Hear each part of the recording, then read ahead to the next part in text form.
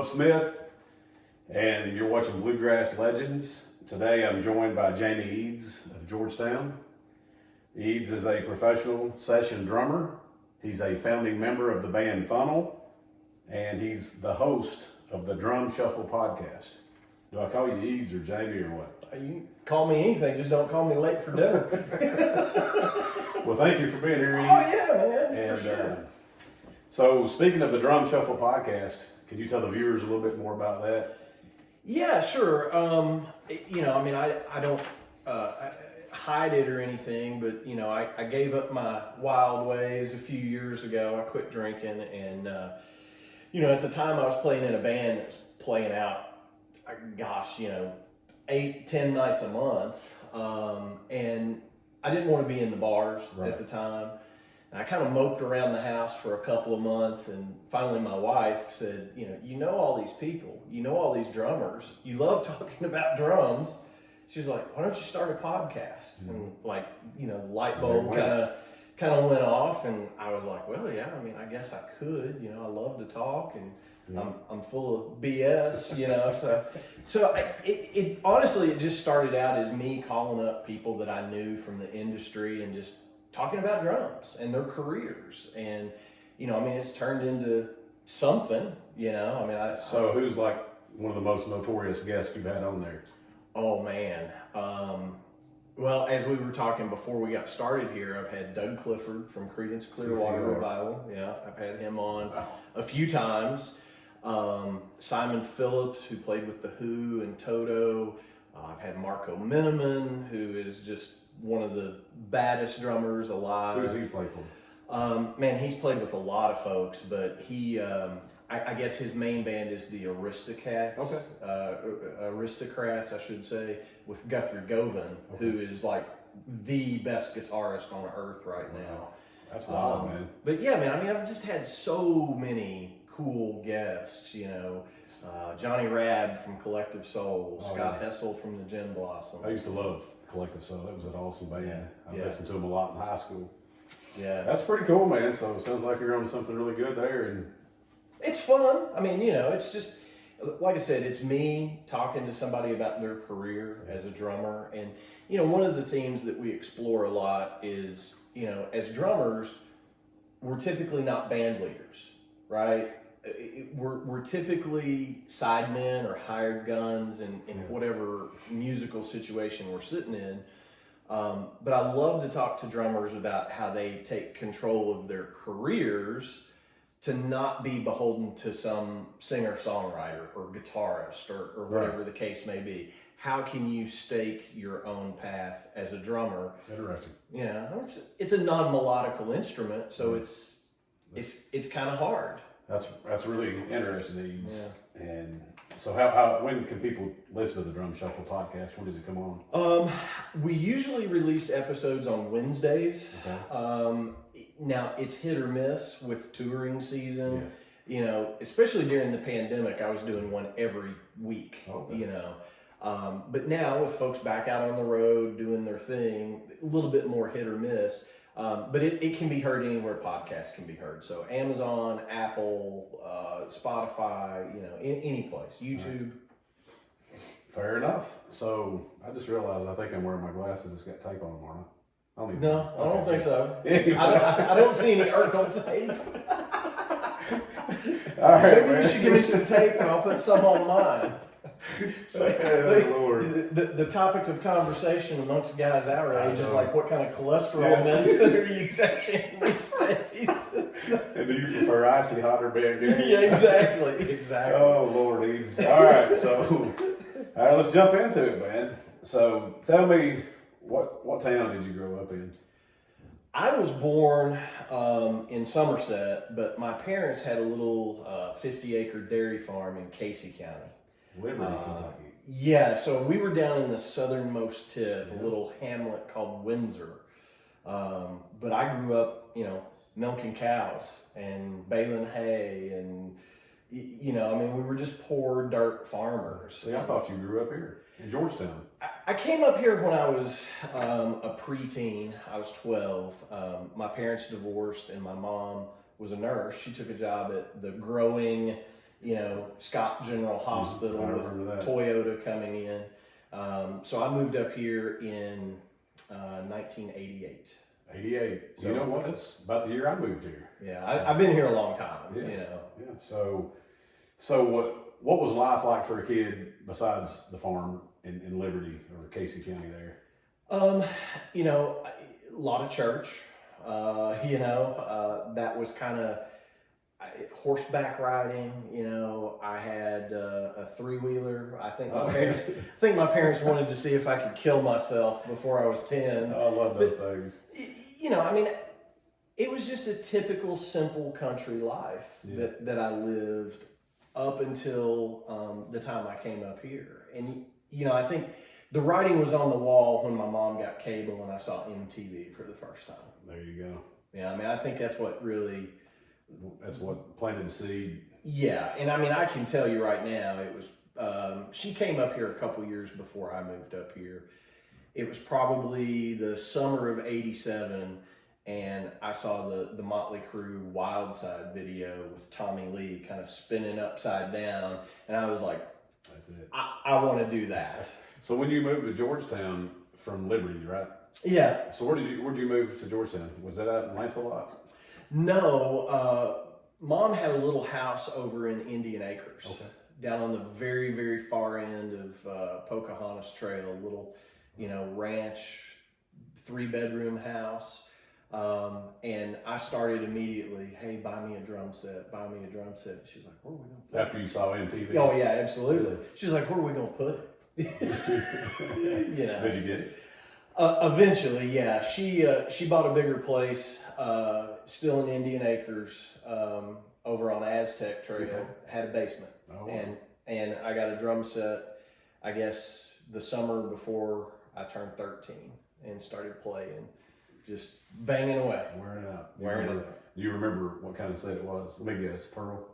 It was a Pearl drum set. Yeah, it was a black Pearl export kit. I didn't know anything, but it came from Willis Music, which nothing against Willis Music, but they're not known for selling drums. They're known for selling pianos, But still, for a beginner, that was a good set, right? Oh, absolutely. Yeah. Absolutely. And, our buddy Phil Weisenberger, who runs a great project studio, he's still got a set of black Pearl exports out there that can be used. Yeah, I see those from time to time when I'm over there. Yeah. So that's pretty interesting. What about your school days? I guess you went to Georgetown Middle, or did you come when you got here? Was you in Georgetown Middle? I guess. So I came up here December of my 6th grade year. Okay. And so 6th grade I was at Scott County, and then 7th and 8th grade I was at Georgetown Middle School. Okay. So did you like school, or were you just one of those students who reluctantly went because you had to, or? Because I know you're a very educated dude and articulate, so you must have liked it. It's kind of a loaded question. I like school, but I like the social aspect of school. I like being around my buddies and hanging out with my friends. I was a good student up until probably freshman year of high school, and then I was like, it doesn't matter, I'm out of here. The minute I graduate, I'm going to LA. Or the next Tommy Lee. Yeah, that's what I thought at the time. Is it safe to say that he was probably your influence? I would say he probably was my biggest influence. That's shocking. Yeah, that was my guy growing up for sure. So did you go to college after high school? I did not. When I graduated high school, let me back up for just a second. I started playing with the guys who would eventually form the band Funnel my freshman year in high school. We were just a little Southern rock cover band called Lancelot. Right. Because most of those guys lived in a subdivision called Lancelot. See, that's... So I started playing with those guys. How did you meet those guys? I met Kevin Rexroth at church. Okay. Out at Cane Run Baptist, where my mom went. And then he kind of brought me into the Weisenberger brothers, and then I met Alan, then I met Dustin. But I started playing with those guys freshman year of high school, and we were just kind of you know, a garage rock band, but we played 70s music in the 90s. Yeah. It was kind of weird, you know, but I mean, we were playing the Allman Brothers and Leonard Skinner and things like that. Right. And so when we all graduated high school and those guys were going off to college, I was like, okay, I can hang around and wait for everybody to be available, or I can do something really different. I moved to Memphis and started playing in any gig I could get, basically, when I got down there. I did a lot of pickup gigs on Beale Street in the blues scene. I've been to Beale Street. It's a very awesome place. Yeah, well, yeah, and I mean, you can't throw a rock on Beale Street and not hit somebody that can play whatever instrument. Really? Yeah, I mean, it's pretty crazy. Wow. You know, but I played in some hard rock bands down there. The one kind of band that you won't find in Memphis is country, or not at that time anyway. Really? Memphis was the anti-Nashville. Wow. In a way, in the mid-90s. But I was doing a lot of, you know, cutting my teeth, so to speak. And I stayed down there a couple of years. But when I came home, you know, I moved back, that's when we formed Funnel and started writing original music. So let's talk about Funnel. How did, you just told me how you guys formed, basically. So do you remember what year that was when you guys formed Funnel? So you were in Lancelot, like through high school, right? Yes. And then Lancelot, for the you know, so the viewers know, did you guys play any live shows, or was it just like garage band stuff, or? No, we played quite a few shows. It's just a bunch of young boys. Yeah, I mean, we were all high school age. We had a teen center here. Yeah, I do remember that, downtown. Yeah, here in Georgetown. So we would play a couple shows a year there. You know, It was Lancelot. yes, self-promoted. Yeah. You know, we played a lot of private party functions. You know, I don't want to ruin any of your cred, but we played a hell of a lot of field parties when we were high school I think kids. my band played one with you guys one time, a long time ago. Probably so. I mean, We were on the back of a trailer or something, like a farm tractor trailer. I don't know. yeah, I mean, that was usually the setup, was, you know, a hay wagon and a generator and have a good time. So after Lancelot, after high school, that's when you said you went to Memphis. Mm-hmm. How long were you in Memphis? Couple years. Couple years. Yeah, but 22 months, I think. And then you came back, Yes. and then that's when Funnel forms. Yes. Same people that was in Lancelot. Yes. Okay. Why change the name from Lancelot to Funnel? Well, you know, Lancelot was pretty much strictly a cover band. I think we had written a couple of songs, you know, as kids.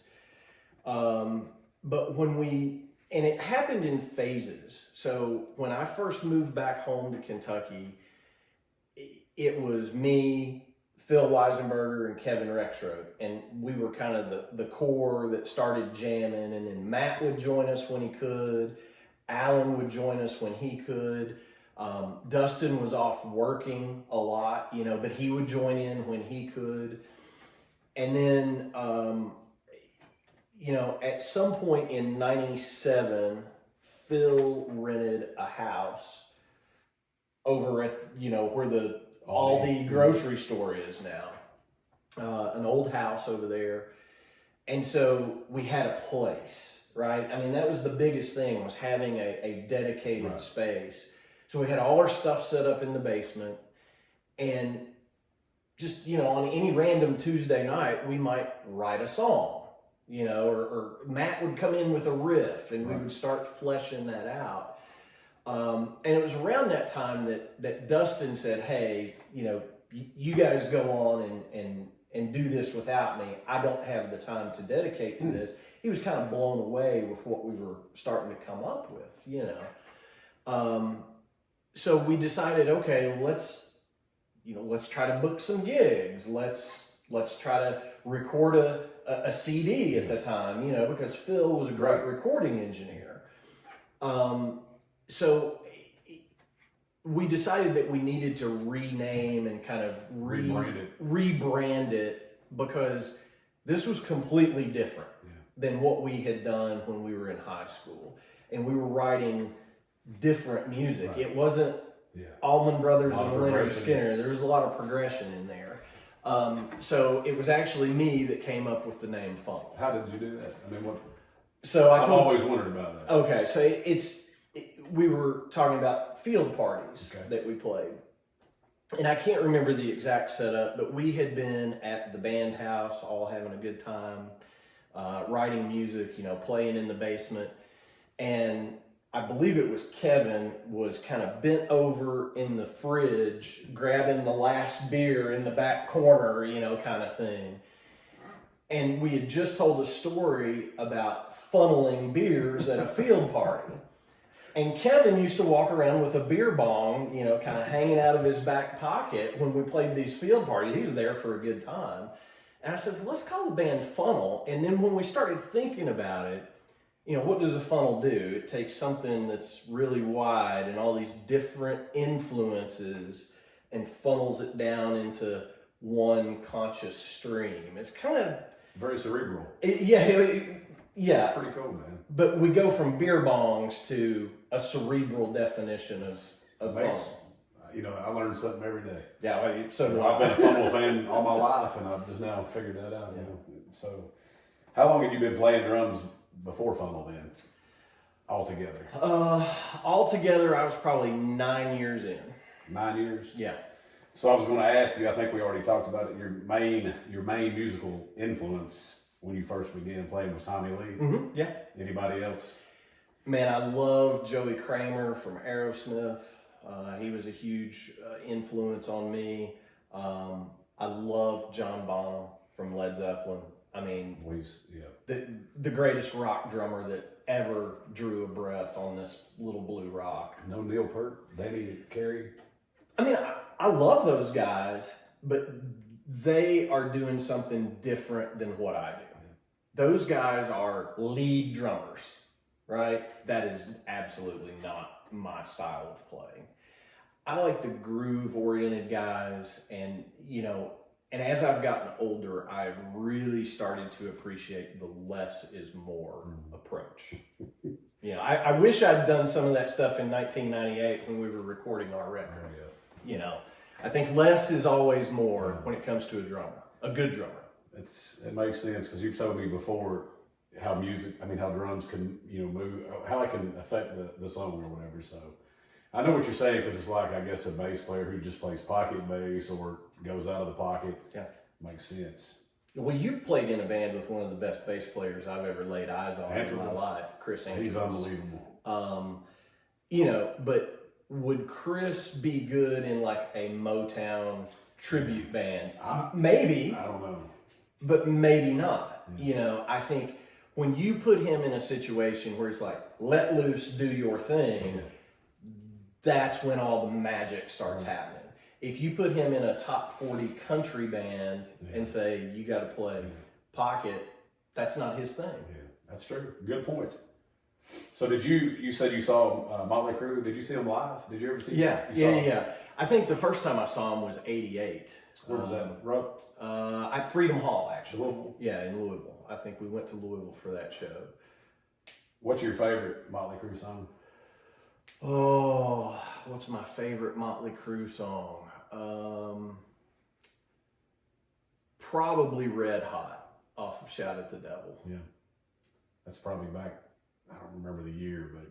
That would have been 83. 83? Yeah. That's probably my favorite because it's, a big 16th note double bass groove, and it's got a lot of really cool stuff in it. That's probably my favorite. So in the early days of Funnel, I think you told me you guys switched from Lancelot to Funnel because all the maturity, you guys have grown up and started playing different music. Was Funnel any covers at all, or was it just strictly originals?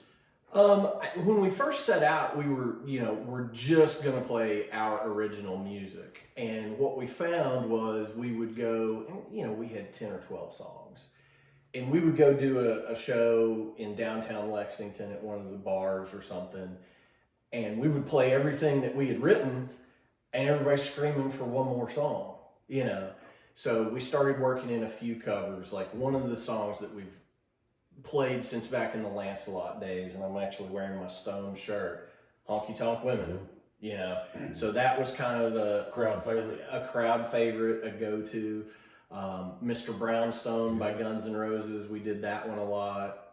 Was that Steven Adler? Yeah, that was definitely Adler's first him. record.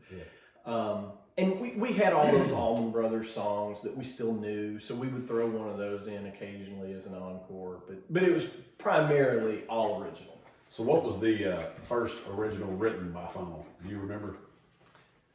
Oh, man, that's a tough one.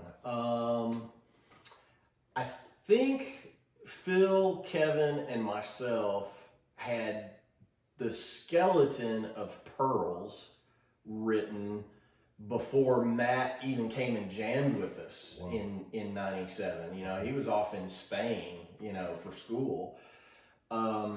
So that may have been the first one. I think the first song that we completed, like Alan singing, he's got lyrics, we're ripping it in the basement, was Out of Control. Okay. I'm pretty sure that was the first one that was done. So I remember that song, a really good song. Is that number one on that album? It is. We let off the album. So what was the, do you remember the inspiration behind that song? I mean, I think Alan wrote most of our lyrics, 99.8% of them. You know, if he couldn't find a word that rhymed in a certain spot, you know, maybe somebody would throw out a suggestion. But I think that song is has a lot to do with being in a relationship where you have a good girl and maybe a not so good guy. Yeah, I'm your out of control. Yeah. Being a bad influence. Surely not Alan, right? Well, I mean, you know, not that our songs were like, you know, Menza level Beatles White Album stuff, but, you know, I think there's always with Alan, there's always a hidden meaning somewhere. So, how many albums did Funnel record officially, I guess? Released to the public, one. Is that the Wide Open album? Yes. Released to the public, one. How many songs were on there? You said 12? No, there were 9 songs on Wide Open. Okay. And there are still things in the archives that have never been released. We probably have an album. Do share, dude. I mean, maybe one day. But I would say we probably have an album's worth of stuff that we've recorded over the years that we never released. You say recorded like live, or just is it recorded? Studio recorded. Studio recorded? Wow, Yeah. Man. Yeah. I'd like to hear some of that. Well, maybe. And that's the sequel to Wide Open? Yeah. Maybe if you slip me a 20, I might be able to get you some of those rough mixes. I'll see what I can do. You may get Phil's wallet. Mm-hmm. So what is your favorite Funnel song and why? I guess when I say, now that you've told me about the Hidden album, I guess on the Wide Open album, what is your favorite song on there and why? Man, that's tough. It's like saying pick your favorite child. A good point. Fair enough. You know. Well, is there one Funnel song you like to play live more than any of the others? Well, I mean, I love playing Out of Control because everybody lose their minds. But Inner Fire is a great song because it has unexpected chord changes in it. It's very catchy. I think I came up with a really good, and I overused it, but I think I came up with a really good fill that leads into the chorus that I love playing. So I like that one a lot. Love the song Ruthless because it's a straight up, I ripped off John Bonham groove, you know. So I love playing that. It's my, tribute to John Bonham. So what was your extent, your role as far as, did Phil or Matt or Kevin or somebody, did they bring a riff to you and then you added your drum? How did that work? And then Alan probably put the lyrics on at the end. Our writing process was usually, and I think I'm safe to say this, I don't think I'll offend anybody. The Van Halen Greatest Hits record had just come out in 97, and Matt was listening to that a lot, okay? So our typical songwriting process was about 6 p.m. Matt would show up, he would go down to the basement, put on his guitar, turn on his Marshall, and he would just start doing these exercises, coming up with riffs, whatever. And if somebody heard something, we would all, like a herd of elephants, run down the stairs and be like, keep doing that. And we would just kind of flesh it out as a band. that's the way I remember it. Now, that may be completely wrong, but that's how I remember it. Works. Matt was usually the guy that came up with the riffs. I feel like me and Phil and Kevin did a lot of arranging, like, okay, verse, chorus, bridge, solo, whatever the case may be. I think we did a lot of arranging to sculpt them into songs, and then Alan would, you know, whatever that inspired him to write about, he was the lyricist. It's amazing how all that time that goes into writing a song and it turns out to be like a 3-minute song. Oh yeah, I mean, you can spend hours to get a 3-minute usable song, and unfortunately, you know, there are some things that you come up with that you think, oh, this is great, and it just it dies on the vine. That's true. So, what national bands has Funnel shared the stage with? Oh man, that's quite a list. I know it's quite a list. Well, I guess that the viewers would probably know. Yeah. So I mean, we played with Peter Frampton. We played with the Goo Goo Dolls. We played with one of my all-time favorite bands, Driving and Crying. I love that band. Where was that at? That was at the old A1A club in Lexington. Yeah. Okay. We played with Dokken. No way. Yeah. That's my wife's favorite band. We played with those guys at A1A. We played a couple of really huge festivals with Candlebox. I was getting ready to say Candlebox. I remember that. That was in Cincinnati, right? No, that one was actually out at the Red Mile. Okay. Z-Fest, one of the Z103 put that festival on. But I mean, we've played with a lot of really, I mean, we were blessed. Yeah. Totally blessed. So speaking of that, did you guys receive, I know you did, but can you tell the viewers about like any major interest from record labels? Because I know you guys were on the radar. Yeah, well, I mean... Matter of fact, you guys were better than a lot of the bands you just named, in my opinion. Well, I don't know about that. I do. I'm telling you, man. You guys had it together. There was a lot of interest from record labels. And, you know, and this is me talking to you as a lifelong good friend. I thank God every day when I open my eyes that we did not sign a recording contract. There was a lot of interest. We had a big name manager at one time who had, you know, been a VP of A&R at Epic Records. He had been a manager of Kiss at one time in his life. So yes, there was a lot of label interest, but at that time there was a lot of consolidation going on in the recording industry.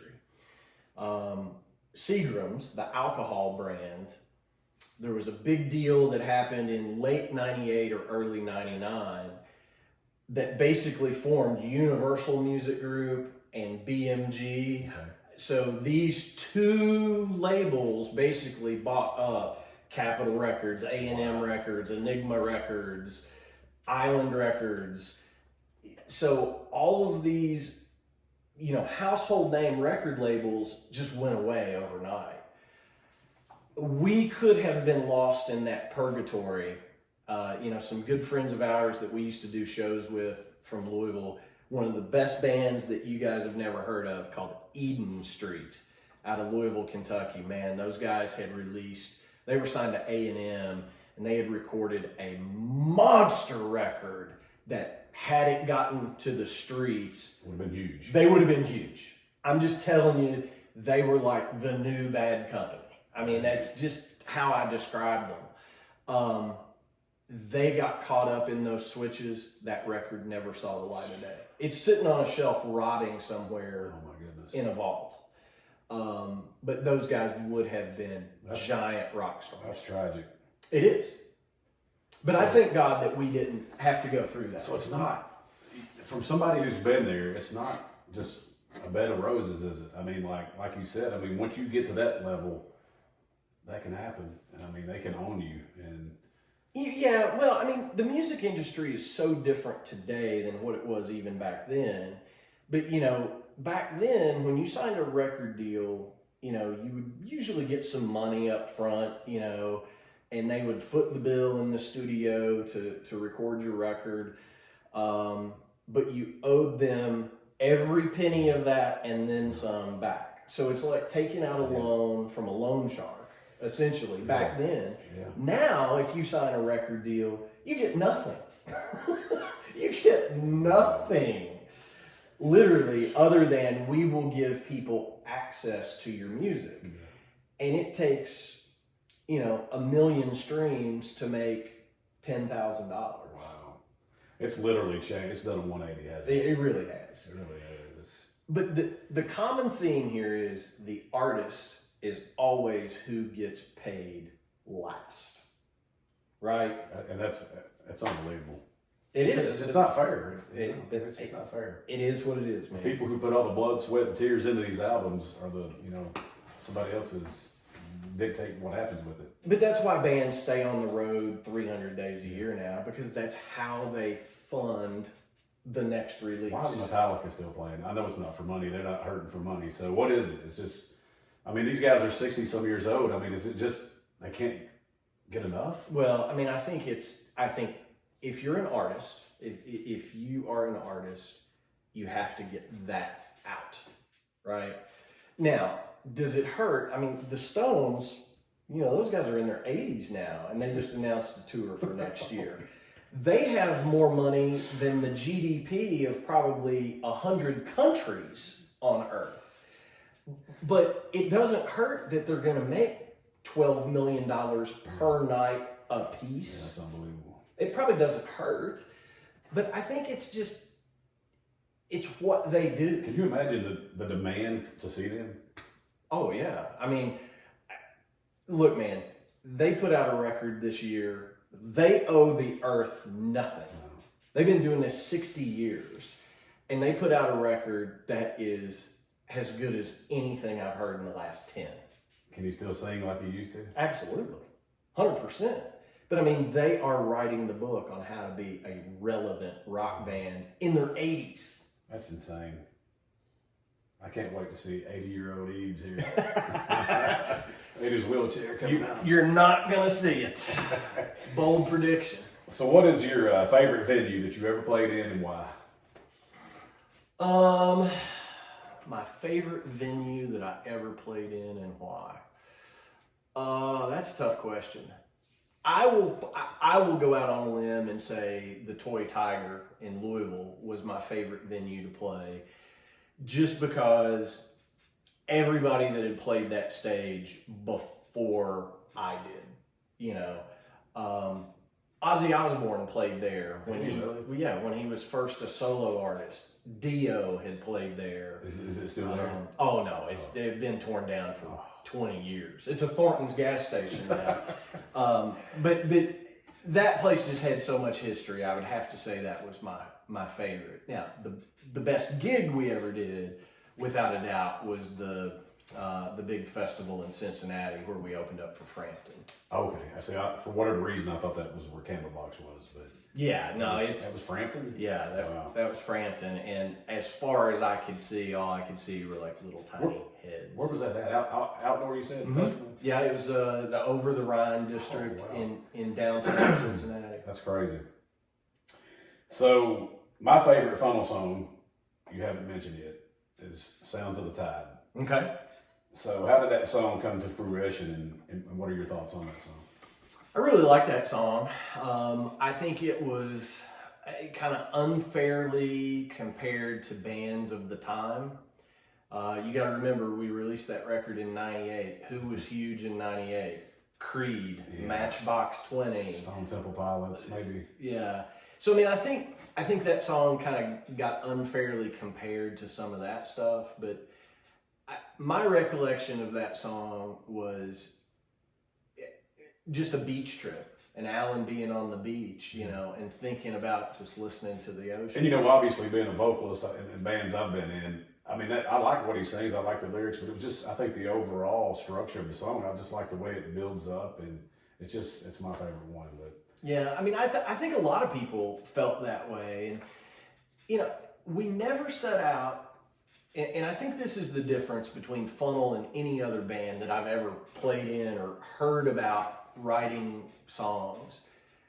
I think some bands are a little bit more calculated than we were. And what I mean by that is they go, I don't hear a hook in this. Maybe we should, you know, we didn't care. I mean, they were just flying out of us. You know what I mean? For what it's worth, all of your songs had a good hook, I have to say. And that was sheer dumb luck. I promise.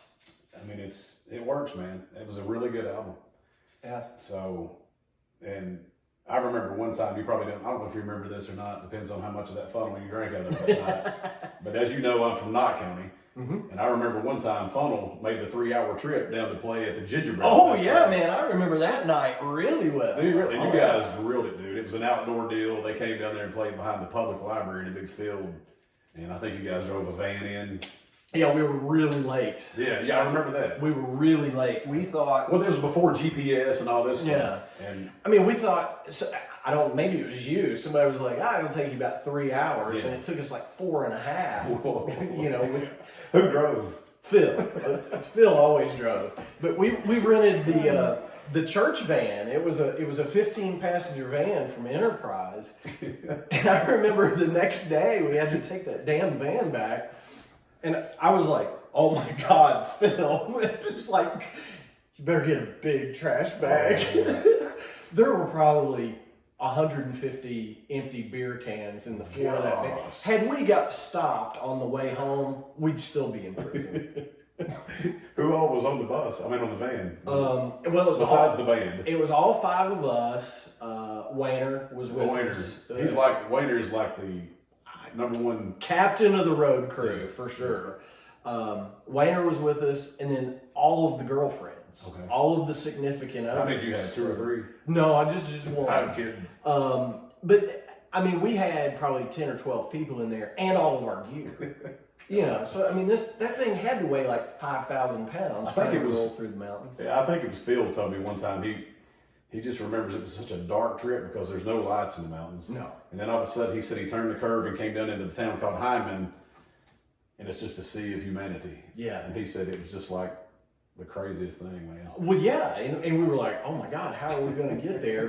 But the band that was I think supposed to play after us ended up going on before us, and they were from that area. Yeah, that was Trevor Huff's band. I think that's him? Yeah. He passed away. I did not. Yeah. Oh, that's too bad, man. Yeah, man. They were a good band.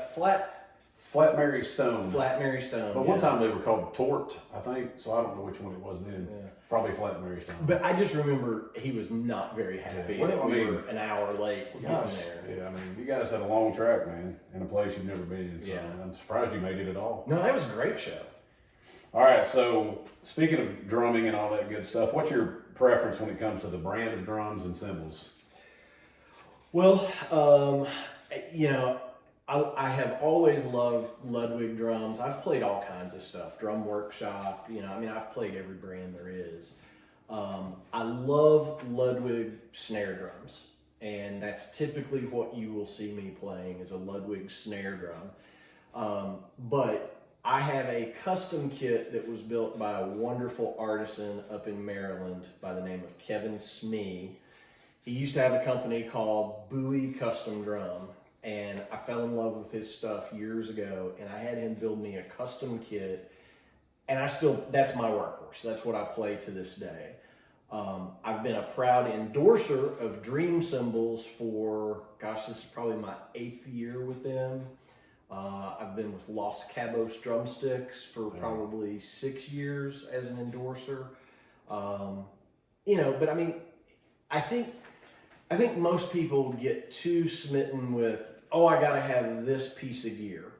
This is the one thing that I will say about drummers.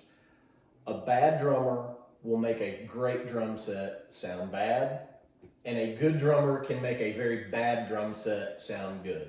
You're going to sound like you no matter what you're playing. That's really cool. I mean, that's just what I think. But yeah, man, I think everybody makes great instruments now. They really do. And I think it's a matter of do you want the blue one or the red one? A lot of parody out there. Yeah, I think there's a lot of parody. I mean, I don't think there's anything that I would say, yeah, don't buy that. So technology can be a good thing, and obviously sometimes it can be bad, but nowadays everything's just so, like you said, a lot of parody. Guitars, vocals, mics, and everything. So you got to play what feels right under your hands, So what are you doing now? You tell us where you at now in life. I mean, funnel's obviously is funnel. I know y'all still play sometimes here and there. I mean, that will always be my musical home base, right? That's where I'm always going to go back to. I spend a lot of my time, Phil, who is the bass player in Funnel, runs a great studio. Yes, he does. Red House Recording. Yeah. Good friend, incredible engineer. He puts out some really good work. He has been my best friend since I was probably 14 years old. Really? He's the best man at my wedding.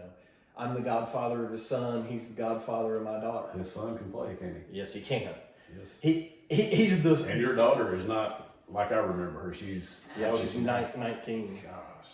Pre-professional ballet kid. That's insane, man. But I do a lot of recording out at Phil's place. Anytime he has singer songwriter come in that they need a drummer, they want a drummer. You're the go-to. I've been fortunate that he calls me. And So I do a lot of that work. Funnel has not disbanded, much to everybody's surprise. Well, good, because we played our last show in 2021. We played the local fall festival here, Festival of Horse. Okay. We played that in 21, and it's, hey, do we want to do it? Yes, but our rule is it has to be 5 yeses. Unanimous. It has to be unanimous to do something, but the world hasn't heard the last of us yet. That's good. Good deal, man. So what advice would you give to young drummers who are aspiring to go where you've been? Don't. Stay home. Pay attention to your parents. Yeah. Take up harmonica. No, I mean, I think the advice that I would give to anybody, any young drummer, is listen to a lot of music. Yeah.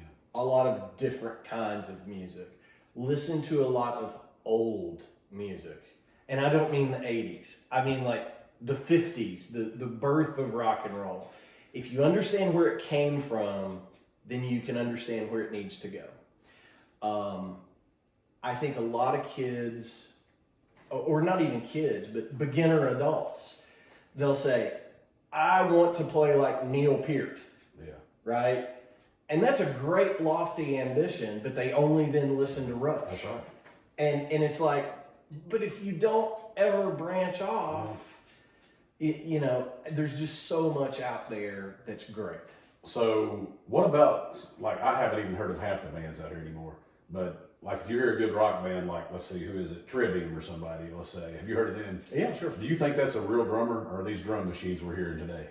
I think it's a combination of both. Because sometimes it's just too good, Yeah. Well, I mean,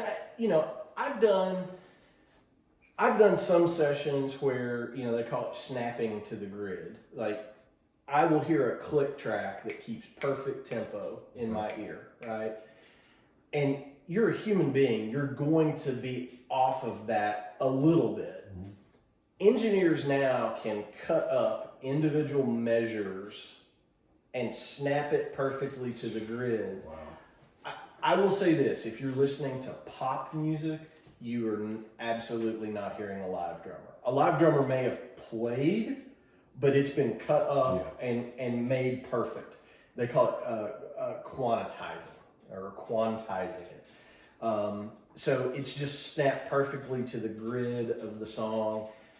I think a lot of the metal bands like Trivium, and I don't know. Yeah, I don't know what they do either. But I think a lot of them use sound replacement.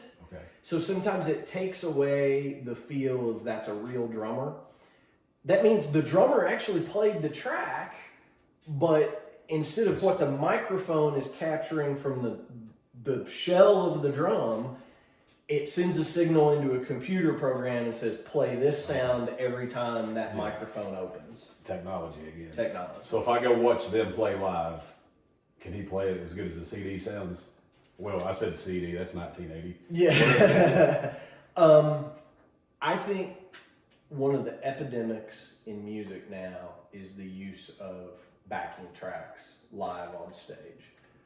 You're old enough to remember a band called Milli Vanilli. Oh, yeah. Those guys got a Grammy taken away from them. They got blackballed from the music industry. You'll never work again. And now, I guarantee you, if you go to a Dua Lipa show, Dua Lipa does not sing one effing syllable on stage. It is a laptop playing her voice and she's lip syncing.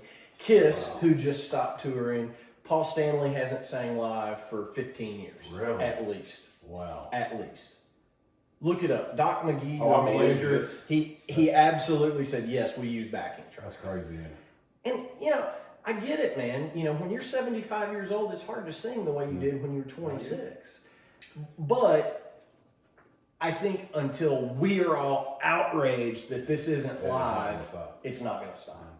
What album, if anything, stands out to you from any time frame, I guess, was like a really good drum performance? I'm trying to think, like Slayer, that they used to do, it just sounded so real and authentic. Mm-hmm. Yeah, it was raw and brutal, Yeah, stuff like that. Is there any kind of album that you would, like your favorite one that stands out that was just like the overall quality of the album that's not mechanically generated or anything? Anything by Led Zeppelin. Yeah, Bonham. At Bonham. Anything by the Rolling Stones. So there was none of that stuff in that. No. As a matter of fact, if you try to play a click track to a Led Zeppelin song, you can't. Oh. It will speed up in the chorus, it will slow down in the verse. Do you use click tracks when you're recording? Sometimes. Sometimes you don't? If the artist asks for it, I will. If that's what they're going for, my preference is no. Dang. And my preference is, I have spent 35 years learning how to keep rock solid time. You are the clock. Why don't you let me? Yeah. That's awesome. Maybe that's cocky. I don't know. No, it's confident, man, and that's good. But sometimes you need to push. You can feel it in a song. Okay, we need to. That's why you were so good live, man. That's why Funnel was incredible live, because it was just always sounded like it was playing on the CD. Yeah. I just think that if you take away the emotion from music, what are you left with other than a giant math problem? That's very awesome, man. And so now I'm gonna hit you with what I call the rapid fire segment. Okay, so I gotta stop talking so much. Okay. No, you gotta talk more probably. So when I ask you these 5 questions, just answer with the first thing that hits your mind, and then we'll see what we come up with. Okay. So number 1, aside from Jamie Eads, the best all-around drummer to ever play is John Bonham. If Jamie Eads could only eat one thing the rest of his life, it would be tacos. Number 3, Jamie Eads' dream car is. Oh man, that's so tough. God, that's so tough, man. I know you're a car guy, that's why I threw that in there. I'm gonna go with the Ferrari Italia, the 458 Italia. Great choice. Yeah. The best TV show ever is NYPD Blue. Wow, good call. I'm a Sipowicz fan. Number 5, in the opinion of Jamie Eads, the best band ever is the Rolling Stones. The Rolling Stones. Without a doubt. Eads, thank you for your time. Thank you, my friend. It's always a pleasure, man. Yeah, we got to do this again. Yeah, we will.